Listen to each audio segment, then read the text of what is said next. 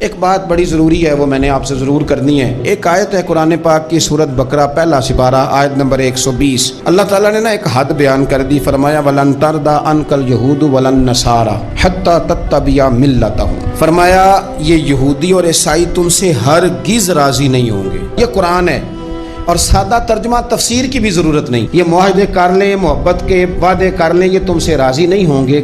کب راضی ہوں گے؟ حتیٰ تتبع ملتہم، یہاں تک کہ تم ان کے دین کی پیروی کرنے لگ جاؤ۔ میرا جب پہلی دفعہ پاسپورٹ بنا تو میں نے سارا پڑھا، کتابیں پڑھنے کا شوق تھا شروع سے۔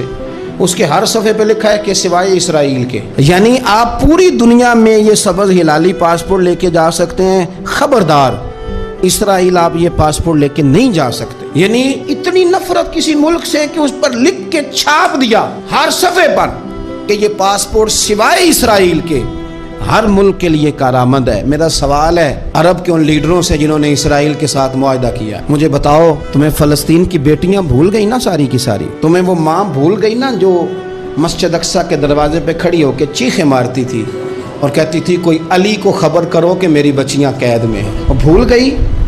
تمہیں وہ بہن بھول گئی نا جس پر شراب کی بوتل انڈیڑتے تھے اسرائیل کے فوجی؟ وہ آپ کو ابھی بھی ویڈیو مل جائے گی۔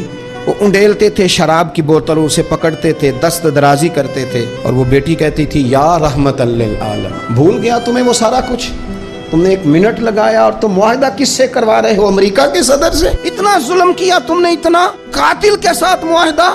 کیا سمجھتے ہو فلسطین والوں کا کوئی والی وارث نہیں؟ سنو، میرے رسول کریم صلی اللہ علیہ وسلم نے فرمایا میرا کوئی مالدار امتی دنیا سے چلا جائے، پیسے جائیدادیں چھوڑ کے جائے تو اس کی اولاد میں بانٹ دینا، لیکن اگر اس کے ذمہ قرضہ ہو تو میرے پاس آ جانا، میں اپنے امتی کا قرض ادا کروں گا۔ جس کا کوئی وارث نہیں ہوتا مدینے والا اس کا وارث ہوتا ہے، میں قرض دوں گا اپنے امتی کا۔ کیا سمجھتے ہو فلسطینی لاوارث ہے؟ صبح قیامت نبی پاک تم سے سوال کریں گے، تمہیں اللہ کے حضور حاضری دینی ہے۔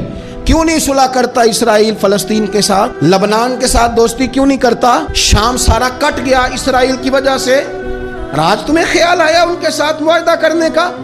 ہمیں سبق پڑھاتے ہو خدا سے ڈرو۔ اور پھر اقبال کہتے ہیں مسلمانوں سے مایوس نہ ہونا، حکمرانوں سے زیادہ امیدیں بھی نہ لگانا۔ وہ جو چھوٹے چھوٹے لوگ نکلے تھے نا صحرا سے، بظاہر غریب تھے، بظاہر ان کے پاس مال نہیں تھا، وہ خالد بن ولید جیسے، وہ سعد بن ابی وقاص جیسے، بظاہر ان کے پاس زیادہ اسلحہ نہیں تھا۔ اقبال کہنے لگے مایوس نہ ہونا، یہ نہیں کہنا بن کچھ نہیں سکتا۔ فرمانے لگے رات میں نے سنا ہے فرشتے آپس میں باتیں کر رہے تھے۔ واہ اقبال تیرا بھی انداز کتنا نرالا ہے۔ کہنے لگے رات فرشتے آپس میں باتیں کر رہے تھے، میں نے سن لی ہیں۔ بھلا وہ کیا کہہ رہے تھے؟ یہ سارے لوگ نا خالد بن ولید، سعد بن ابی وقاص، یہ صحرا کے رہنے والے تھے، اور اس وقت کی سب سے سپر پاور روما کہلاتی تھی۔ الٹ پلٹ کے رکھ دی ساری رومی سلطنت۔ تو اقبال کہنے لگے رات فرشتے آپس میں باتیں کر رہے تھے کہ سنا ہے پاکستان کے، ہندوستان کے مسلمان جوان مایوس ہو گئے۔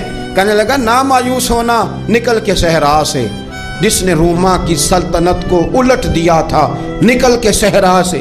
گرمی دیکھو اس شعر کی، ولولہ دیکھو اس مرد کا جو مصور پاکستان ہے، نکل کے صحرا سے جس نے روما کی سلطنت کو الٹ دیا تھا۔ سنا ہے میں نے یہ قدسیوں سے، وہ شعر پھر ہوشیار ہوگا۔ وہ کل باتیں کر رہے تھے کہ بہت سارے ان میں سے پھر جاگ گئے اور بڑی جلدی وہ بلاک بنائیں گے۔ سنا ہے میں نے یہ قدسیوں سے کہ وہ شعر پھر ہوشیار ہوگا، وہ آئے گا میدان میں، نکلے گا